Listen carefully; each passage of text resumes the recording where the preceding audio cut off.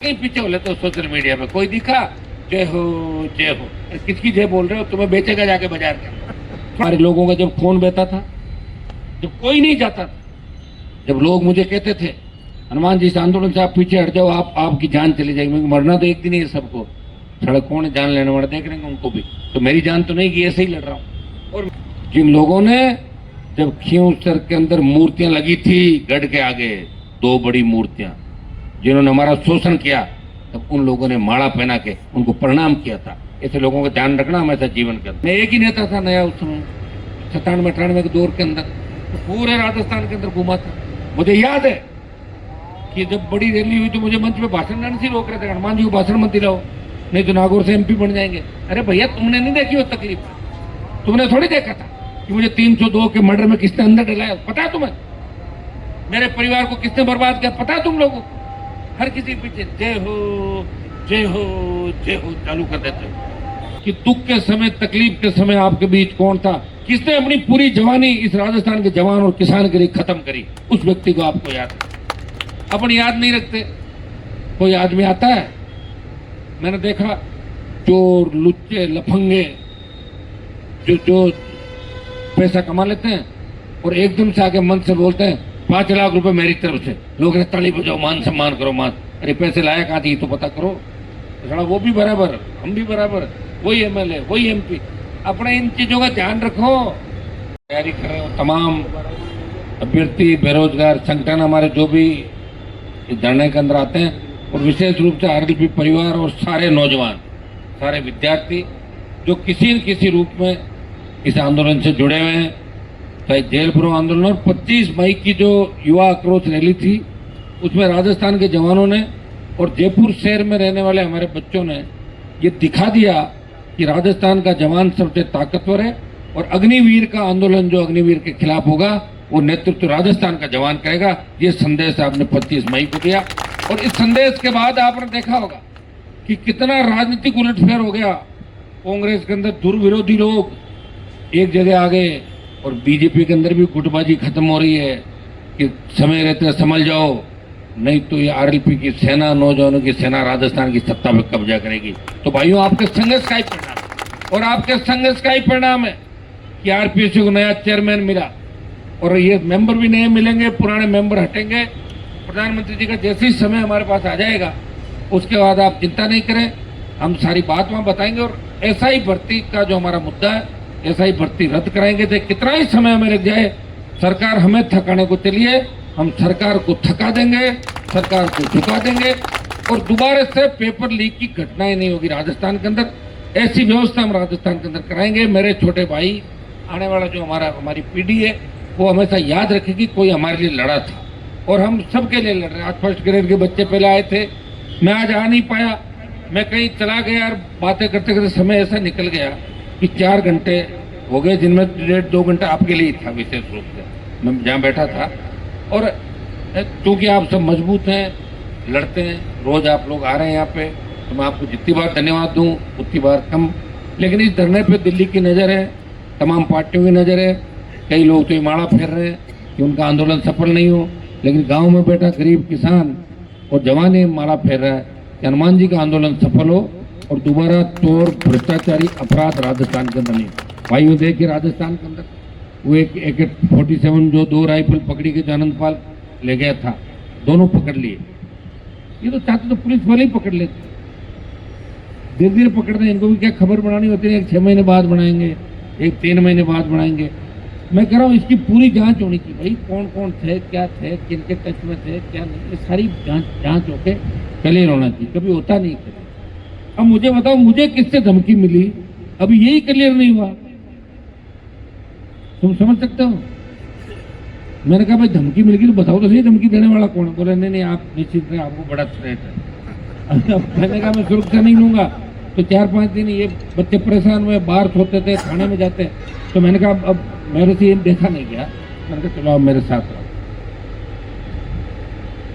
ये सरकार पता नहीं क्या चाहती, विपक्ष है ही नहीं राजस्थान के अंदर। कहाँ है विपक्ष, बताओ मुझे। और सबको पता है, कांग्रेस के लोगों को पता है कि राजस्थान के लोग याद नहीं रखते। 27 में हम लास्ट में आएंगे, और 28 के अंदर हम सारे वोट ले लेंगे, लोग वोट दे देंगे।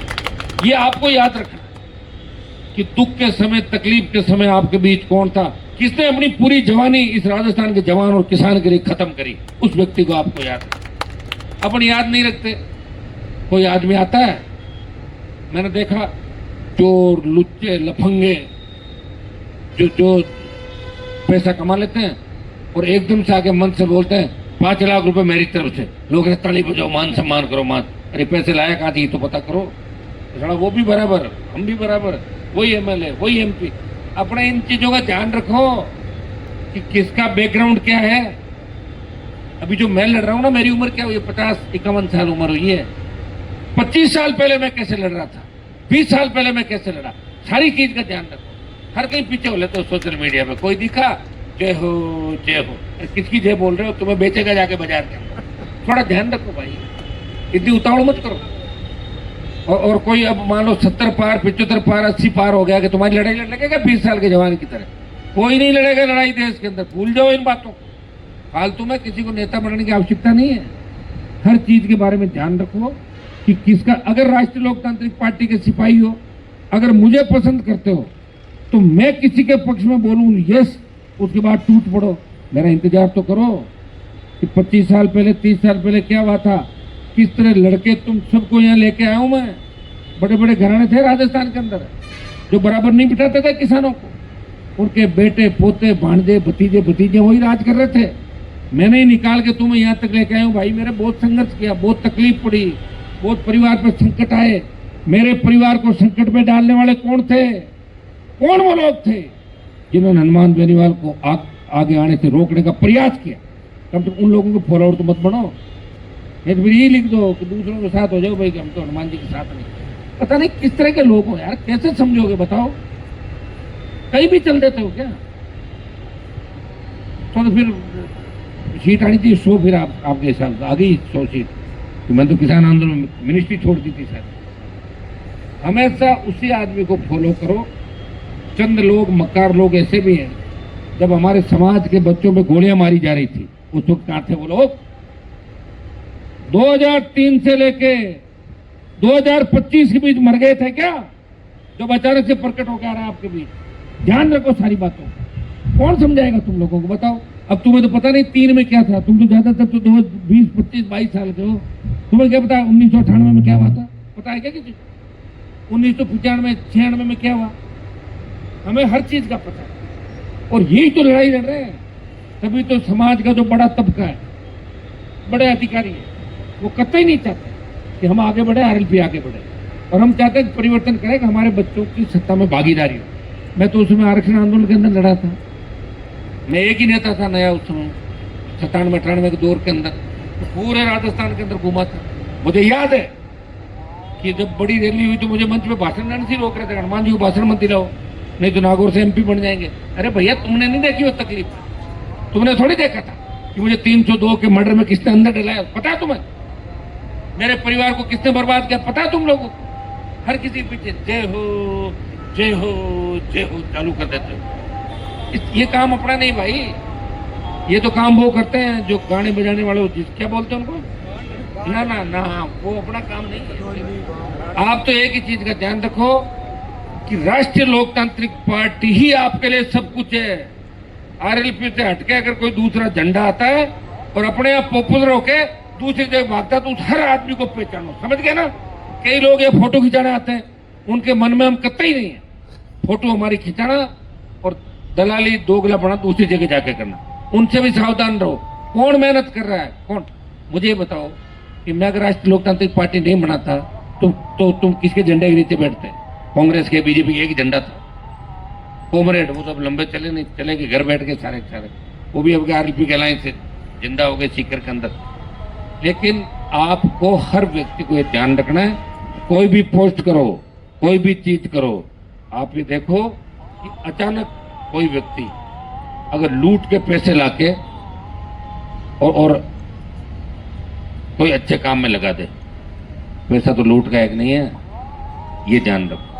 वो हमारे बराबर कभी नहीं हो सकती। हर किसी गुणगान मत करो, कोई नहीं मानेगा तो फिर तुम्हारी भी वही हो जाएगी जो दूसरी सेना लड़ रही है ना, दूसरी वाली। ऐसे ही मानेंगे लोग, सीरियस नहीं लेंगे भाई। सीरियस जब ही लेंगे जब समझ के साथ आगे बढ़ेंगे। और कम से कम जो आरएलपी को फॉलो कर रहे हो, तुम्हें तो पता होना चाहिए कि तुम्हारा नेता किनकी वजह से तकलीफ के अंदर पड़ा और क्यों तुम्हें आगे लाने का प्रयास उसने किया। ये तो हर व्यक्ति को पता, अगर ये चीज पता नहीं है तो फिर तुम टाइम ही खराब करो, मेरा भी कर रहे हो और खुद का भी कर रहे हो, क्योंकि तुम तो बदल जाओगे। फिर कोई आके और 27 के अंदर कुछ बड़ा काम कर देगा तो उसके पीछे जय जयकार चालू कर दो, मुझे मेरी छोड़ दोगे तुम लोग। क्या चाहिए तुम्हें बताओ भाई, तुम लोग क्या कौन सा संघर्ष चाहते हो बताओ मुझे, कौन सा। आप ये बताओ 2003 से लेके 2025 के बीच किसान कौम पे, हमारी कौम पे जब भी संकट आया, जब भी हार्डकोर अपराधियों ने हमारे बच्चों को निशाना बनाया, वो मर गए थे क्या? वो लोग कहां गए थे? हमारे समाज के उन लोगों से पूछना था, तो मर गए थे क्या आप लोग? आए तो नहीं उनको न्याय दिलाने, छुप गए थे घरों के अंदर। अब बड़े बड़े भाषण देके और कुछ इधर उधर, इस बात का विशेष आपको ध्यान रहना चाहिए। नई पीढ़ी के बच्चों, तुम्हें जो पता ही नहीं होगा, जब तुम्हें तुम्हारा इतिहास ही पता नहीं है तो मेरे भाइयों फिर आगे नहीं बढ़ सकते।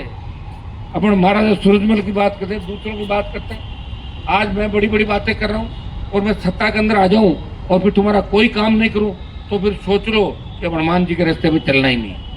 मैं उन लोगों के बारे में कहना चाहता हूँ जिन लोगों ने, जब खींवसर के अंदर मूर्तियां लगी थी गढ़ के आगे, 2 बड़ी मूर्तियां, जिन्होंने हमारा शोषण किया, तब उन लोगों ने माला पहना के उनको प्रणाम किया था। ऐसे लोगों का ध्यान रखना हमेशा जीवन के अंदर। हो सकता है 20 साल बाद भेष बदल के आ रहे हो आप, तो भेष बदल के आएंगे तो क्या दुश्मन का ध्यान रखोगे कि नहीं रखोगे? वो रखना है, बात खत्म, इतना ही ध्यान रखना भाई। हर किसी को जय हो चल दे तो बिना बात मत चलो। जिनको समय रहते, जिनके पास समय था, उस समय भी अपना भला नहीं किया, वो अब इस दहलीज पर, इस उम्र में आपका कभी भला नहीं कर सकते। इस बात को दिमाग से निकालना अच्छी तरीके से, क्योंकि मैं तो सबको देख चुका हूं मेरे भाई। हमारे लोगों का जब खून बहता था, जब कोई नहीं जाता था, जब लोग मुझे कहते थे हनुमान जी, इस आंदोलन से आप पीछे हट जाओ, आपकी जान चली जाएगी। मैं मरना तो एक दिन ही है सबको, सड़क कौन जान लेने वाले देख रहे हैं उनको भी, तो मेरी जान तो नहीं कि ऐसे ही लड़ रहा हूँ। और मैंने तो वो ओरिजिनल लड़ाई लड़ी भाई, जो लड़ाई शायद किसी ने लड़ी नहीं। मुख्यमंत्रियों से लड़ाई, हार्डकोर अपराधियों से लड़ाई, जिस तरह का संघर्ष, और फिर आपको साथ लेके चलना, जो हर 5-5 मिनट में नाराज होकर भाग रहे हैं। हर कोई कह रहा गाड़ी में मैं बैठूंगा, हर कोई कह रहा मुझे हाथों हाथ एमएलए बनाओ, हर कोई कह रहा मुझे मिनिस्ट्री की शपथ लेनी। कहां से दिला दूंगा बताओ मुझे? मैंने खुद ही नहीं ली क्या शपथ? तो इस बात का विशेष आपको ध्यान रहना चाहिए। नई पीढ़ी के बच्चों, तुम्हें जो पता ही नहीं होगा, जब तुम्हें तुम्हारा इतिहास ही पता नहीं है तो मेरे भाइयों फिर आगे नहीं बढ़ सकते। अपन महाराजा सूरजमल की बात करते हैं, दूसरों की बात करते हैं। आज मैं बड़ी बड़ी बातें कर रहा हूँ और मैं सत्ता के अंदर आ जाऊं और फिर तुम्हारा कोई काम नहीं करूं तो फिर सोच लो कि हनुमान जी के रास्ते पे चलना ही नहीं।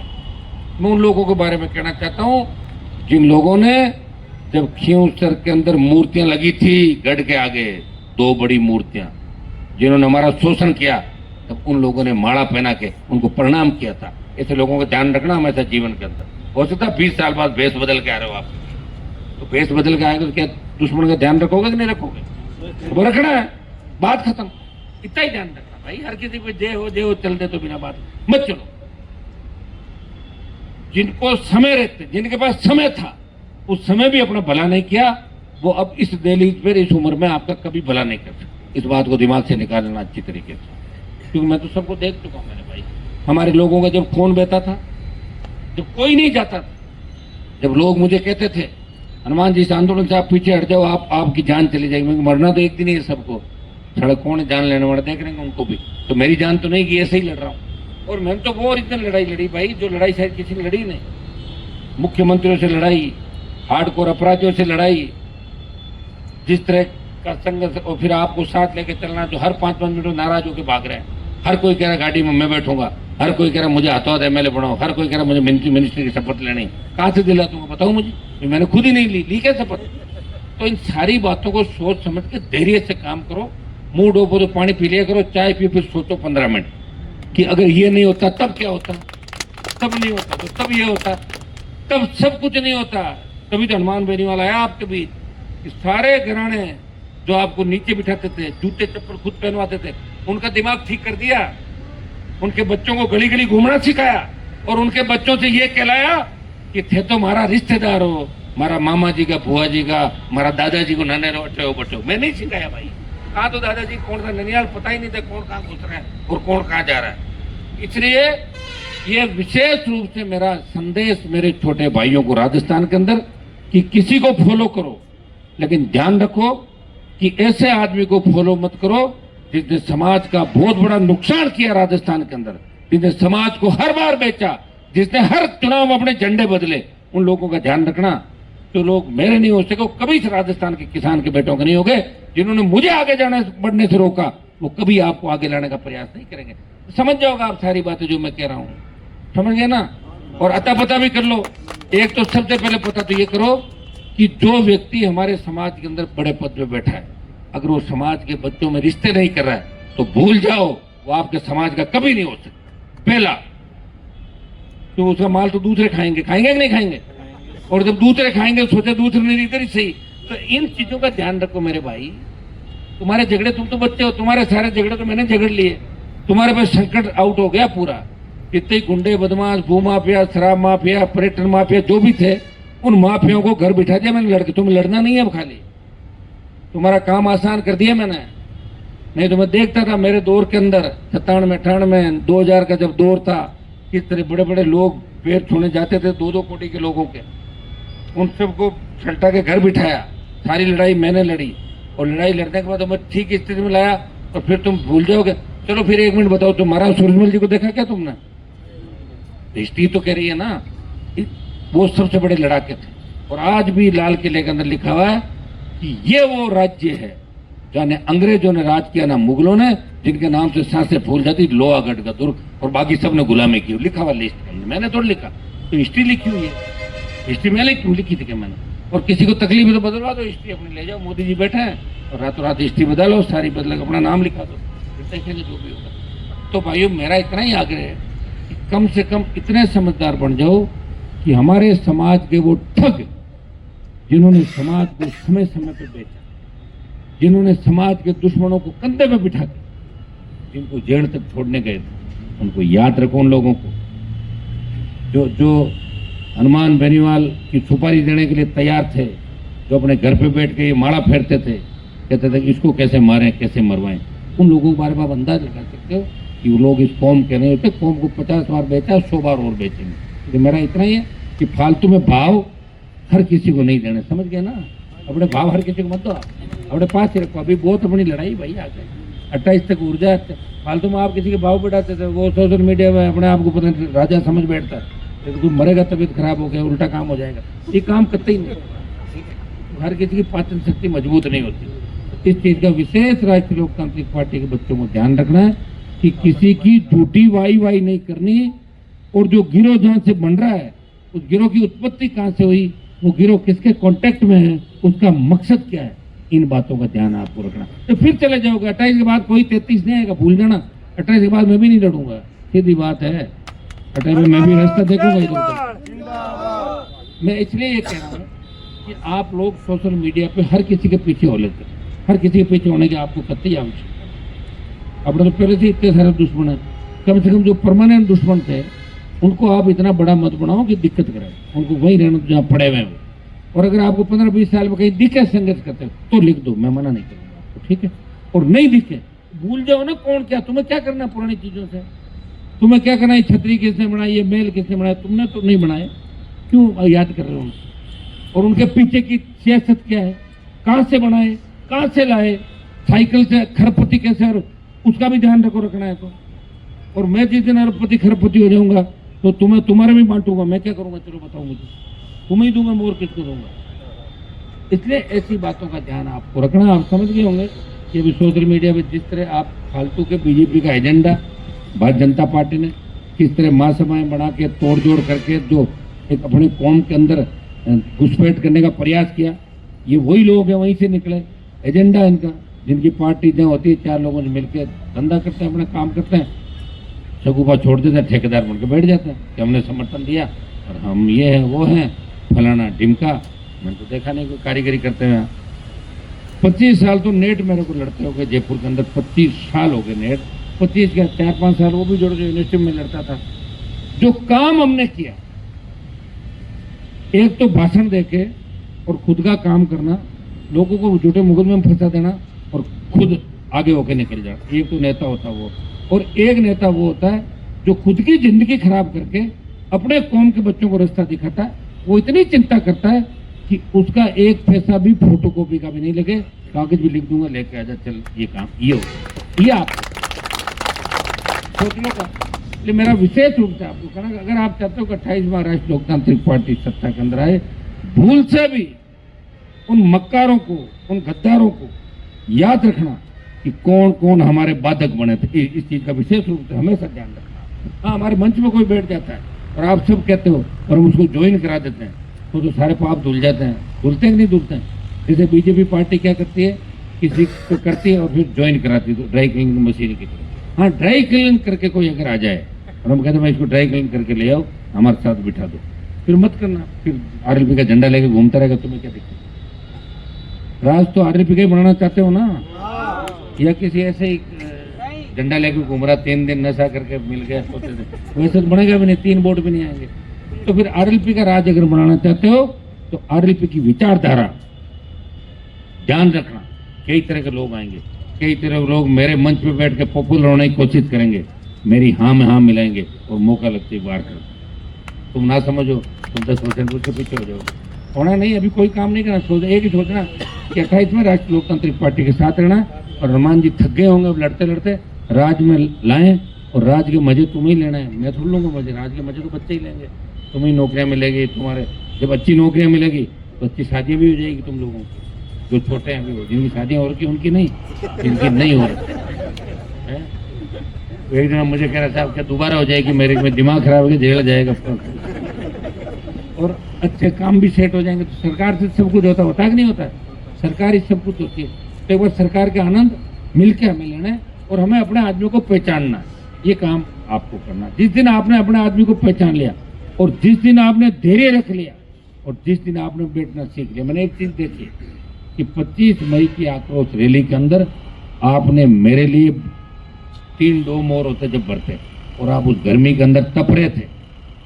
सिर्फ मैंने रैली को इसलिए जल्दी खत्म किया, मैं तुम्हें इस स्थिति में देख नहीं सकता। मैंने कहा चलो अभी खत्म करो, बच्चों को घर जाना तो सब आराम से लौटना। घर पे जब तक जाओ, मैं रात भर जगा रहा 4 बजे तक 5 बजे तक सुबह, कि सब बच्चे घर पहुंचे कि नहीं पहुंचे, पेट्रोल पे परेशान, कहीं छोटी मोटी 1-2 जगह बात भी एडजस्टमेंट कराया फोनों पे, मेरी जिम्मेदारी थी। और आपने 25 मई को साबित किया कि हनुमान बेनीवाल ने वास्तव में राजस्थान की धरती पर संघर्ष किया है कि एक आह्वान लाखों लोग अपने हक और अधिकार के लिए आए। लगातार आप मेरे साथ हो, लेकिन साथ होके समझ के साथ कई बार परिस्थितियाँ ऐसी बनती है कि हर आदमी नहीं मिल पाता। हम बुलाते हैं 12 बजे, 4 बज जाते हैं, कोई दिक्कत नहीं। अगर अपना अर्जेंट काम हो तो फिर 12 बजे बात करो, फोन पे ही करेंगे। और वैसा काम हो आराम से बैठ कर 2 घंटे वेट कर लो। आपका नेता भी तो घूम ही रहा है सब जगह, तो घूम भी रहा है, चिंता भी कर रहा है, प्रयास भी कर रहा है। और मुझे पता है किन परिस्थितियों में आप मेरे साथ हो। 1 रुपया मेरे से लेते नहीं आप लोग। गाड़ियों में डीजल बराबर गया तो 5-7-10 हज़ार का डीजल भी जलता है। साथ हो तो मैं भी आपके साथ हूँ, आप चिंता मत करो। मैं मेरे परिवार के लिए कुछ भी नहीं कर रहा हूँ, जो भी कर रहा हूँ तुम्हारे लिए कर रहा हूँ, जो भी करूँगा तुम्हारे लिए करूँगा। सत्ता के अंदर अगर आ गया, सत्ता में आ गया तो आप सबको पूरा फायदा मिलेगा 1000%। लेकिन हमें ईमानदारी से इस राजस्थान के अंदर जिस तरह हम रखवाले की भूमिका के अंदर थे, जिस तरह हमारी कौम को लोग कहते थे कि ये रखवाले हैं, जिस गांव में जाट समाज के 15 घर होते थे, दूसरी जाति के लोग कहते थे चिंता करने की बात कोनी, 15 जाटा का घर है, गांव की रोकाली जाट अपना आप करे। तो ये स्थिति जाटों की वापिस आ गई। जाट, गुजर, मीणा, यादव, एसी, मुस्लिम तमाम जातियां हमारे साथ आने को तैयार है। थोड़ा सा ठीक कर लो, आपस में बैठ जाओ, हो जाएगा। अरे यार, जवानों ने तो सरकारें बदली है और जवानों ने ही क्रांति, जो 1857 की क्रांति थी, जो नायक थे इस आज़ादी के आंदोलन के, वो सारे नौजवान थे। तुम्हें करना कुछ भी नहीं है, एक दूसरे से मिलना है, बात करनी है। जो घटनाएं हो रही है आप देख रहे हो, कौन सुन रहा है? आरएस के हमारे जो अभ्यर्थी वहां बैठे हैं बच्चे मेंस के, अब बताओ उनको भी। अरे मैंने कहा भाई हम आपकी आवाज वैसी उठा रहे, हम ये नहीं कह रहे कि आप यहाँ और हम वहाँ आए। हम तो इसी से राजी बच्चों के एग्जाम पोस्टपोन होना चाहिए, उससे ही है न्याय के साथ। हमें 23 के काम हुआ नहीं पूरा और 24 का भी एग्जाम थोप रहे हो। उनकी मांग करें, उन बच्चों की डेट बढ़ाओ। फर्स्ट ग्रेड वाले जो बच्चे हैं वह दिन में आए थे, कल फिर आएंगे, उनकी डेट भी सरकार को बढ़ानी चाहिए। भजन लाल जी को सारे काम करने चाहिए। क्योंकि मोदी जी से अगर हम मिल गए, या तो मिलेंगे नहीं, देखो सुनो, और अगर मिल गए तो भजन लाल जी फिर आपसे नहीं मिलेंगे, ध्यान रखना। ये फटाक से जैसे टाइम आए उससे पहले बातचीत करके बच्चों के सारे काम करो। ये हमारे काम नहीं है, आपका ही काम है। आप ये क्यों तंग हो रहे हो? भजन लाल जी कह रहे हैं मेरे को धरने पे लोग गालियां देते हैं, कह रहे 5 बार रोटी खाएगी, नारे लगा दी वो बच्चों ने। क्या तो राजनीति में तो गालियां ही मिलती, मेरे को कितनी गालियां दी लोगों ने। आप ये दोनों काम कर दो, बच्चे भाषण देकर धन्यवाद दे देंगे कि भजन लाल जी को धन्यवाद कि ये काम किया, और नहीं करोगे तो फिर धन्यवाद नहीं, फिर तो गालियां और तेजी से पड़ेगी, ये भी ध्यान रखना। तो दोनों ही चीजें हैं, जो सरकार के अंदर होता है उसी के खिलाफ लोग बोलते हैं। जब आप पार्टी कार्यालय में काम करते थे भजन लाल जी, तब आपका कोई नाम भी नहीं जानता था, और अब जब आप सीएम हो तो आपको ही गाली देंगे, और किसको देंगे? जो मुख्यमंत्री है, जिसके हाथ में काम है, जो ये कह के सत्ता के अंदर आया कि मैं सत्ता में आते ये कर दूंगा, वो कर दूंगा, 9 की 13, 3 की 30, तो फिर चाह रहे ना लोग कि करो, आप आपके हाथ में कलम है, फिर क्यों नहीं कर रहे हो? फिर क्या कनेक्शन है? किन से मिल लिए आप लोग? किन से आपके मंत्री मिल लिए? किन से आईएएस मिल लिए? ये राजस्थान की जनता सवाल पूछ रही है और जवाब मांगना चाहती है। और कांग्रेस पार्टी से कि 1.5 साल के अंदर कांग्रेस पार्टी ने क्या किया? पायलट साहब, आपको अगर अशोक गहलोत के घर जाके और उसे सॉरी फील करना था तो 10 साल पहले ही कर लेते। फिर क्यों राजस्थान की जनता को, नौजवान को गुमराह किया? आप जब दोनों मिल गए तो पहले ही मिल जाते। हमने तो नहीं कहा आपको अलग करने के लिए, माने से जाने के लिए। हमने कहा कि माने से जाके कांग्रेस को तोड़ो, हमारी तो मजबूरी थी। गहलोत के हम खिलाफ थे। मैंने कहा अगर तोड़ते हो तो 3 विधायक मेरे भी बीजेपी वालों के साथ मिलकर वोट देंगे, गहलोत को हटा देंगे, साथ थे। लेकिन आप अचानक गहलोत के घर गए और जाकर वहां सॉरी फील करके जो भी आपने बातें करी, तो राजस्थान के लोग जानना चाहते आखिर ऐसा क्यों? क्यों राजस्थान की भोली भाली जनता को जाति के नाम पर ठग रहे हो? हम आपके खिलाफ बोलते हैं, गुर्जर हमारे खिलाफ लिखने लग जाते हैं। गुर्जर बोल जाते हैं कि हनुमान जी तो गुर्जर आरक्षण आंदोलन के समय भी हमारे साथ थे। पायलट को सीएम बनाने का कहा कि 3 विधायक दे रहा हूं, सचिन पायलट को मुख्यमंत्री बनाओ, और गहलोत से दुश्मनी ले ली। गहलोत के बेटे को हराया। 4 साल किस तरह दुख पाया मेरा जी जानता है। वो तो मैं जानता हूँ मैं तकलीफ कितनी थी। पायलट ने थोड़ी पाई थी तकलीफ। पायलट साहब के तो वही मंगलेर, वही ठाट-बाट, वही सुरक्षा है। वो हमारे कांग्रेस के दूसरे नेता होंगे। हम ऐसे तो बन नहीं सकते कि दिन में बयान दें और रात को बातें करें। हम तो जिनके खिलाफ बयान देते हैं उनसे बात भी नहीं करते, और जिनसे बात करते हैं उनके खिलाफ गलत बयान नहीं देते, उनको सलाह देते हैं गलत काम मत करना, नहीं तो बयान दे देंगे। वो भी सोचते हैं रखना है तो सही काम करना होगा। कितना बड़ा दुर्भाग्य आप बताइए कि कांग्रेस बीजेपी से मिल गई पूरी पूरी, जनता की आंखों पे पट्टी बांध के और धूल चटवा रहे हैं आप लोगों। क्या राजस्थान का नौजवान अब भी नहीं समझेगा? क्या 2000 से लेके 2025 में अपना जमीन जगेगा ही नहीं कि कभी? तब तो तुम नौजवान नहीं, बूढ़े हो जाओगे 10 साल बाद। जो पहले नौजवान थे बूढ़े हो गए करीब, कहीं तो कोविड में चले गए ज्यादातर लोग। तो किसका वेट करोगे भाई? उठो। जिस तरह 25 मई को अपनी ताकत को पहचाना था, उससे ज्यादा 2.5 साल आपको काम करना है। अगर सरकार में छोटे मोटे काम करा भी लो, कोई दिक्कत नहीं, करा लो काम, लगा लो कांग्रेस में जो पद मिल रहा है तो नारे फारे। लेकिन 28 से पहले, 27 के लास्ट, 28 से पहले सबको राष्ट्रीय लोकतांत्रिक पार्टी की तरफ आ जाना। इनका इलाज करेंगे दोनों पार्टियों का। 70 साल हमारे बुजुर्गों को धोखा दिया और हमें धोखा दिया, और समय समय में धोखा दिया और हमें बेचते रहे। तो ये चीज आपको याद रखनी है। बहुत बहुत आपको धन्यवाद। कल कोशिश हम करेंगे, कल धरने पे सब लोग पहले आए, पहले डाल देंगे। तो एक बार 2, 3, 4 बजे वापस पहले की तरह स्टार्ट करते हैं 1-2 दिन, ताकि थोड़ा ठीक मैसेज जाए। धन्यवाद। जय हिंद।